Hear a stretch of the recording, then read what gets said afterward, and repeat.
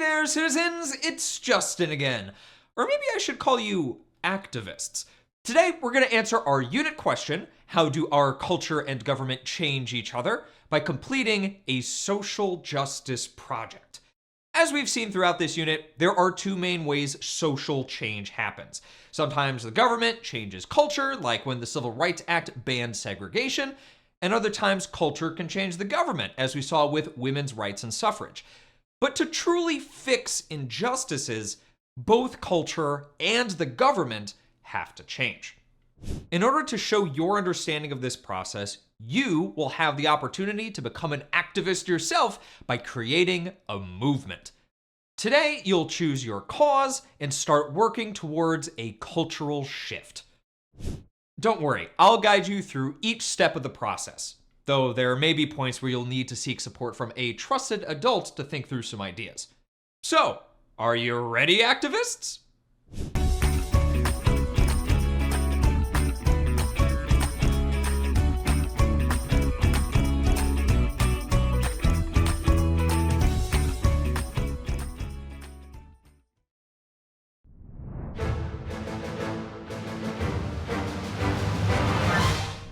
Activism begins when someone notices something unfair in their culture.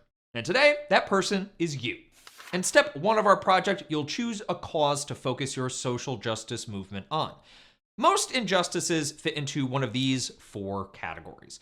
Choosing one now will help you with tomorrow's tasks. We've already seen several examples of injustice in this unit, so these should look familiar. We've seen the unfair treatment of a group of people, like the denied rights of Black Americans and women.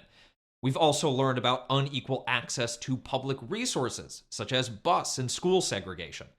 We've seen barriers to voting and civic participation when women and Black Americans couldn't vote. And we saw a lack of public recognition through our study of national holidays. Black Americans and their history weren't included in existing national holidays until Juneteenth and MLK Day became federally recognized. Each of these injustices led to big changes in American government and culture. But your cause doesn't have to be this large or nationwide. Take a moment to think about your own life. Have you noticed something unfair in your community? Is there a place that doesn't get the same resources as others?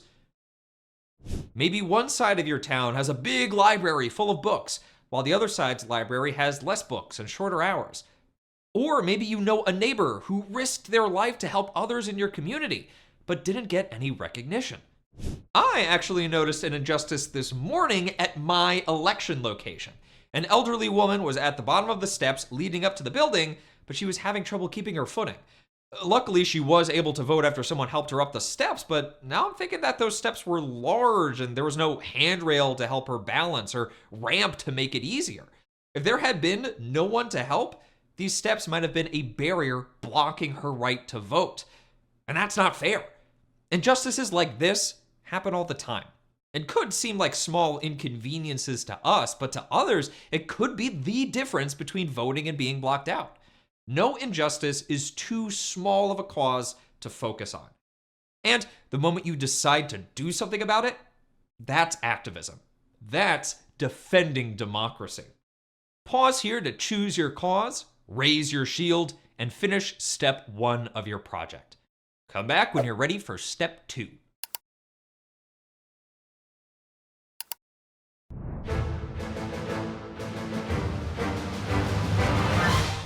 Your movement can only grow if people understand why your cause matters. And for that to happen, you have to create something that informs the public and calls attention to the injustice. That's our goal for step 2. You can choose how you'd like to teach the public, but your creation must include general information about your movement and ways to draw people's attention. You might remember the different protests used by movements to draw people's attention to their causes. But there are other ways to pique people's interest. The women's rights movement used newspaper articles like this, along with quite a bit of imagery like this and this to spread its message.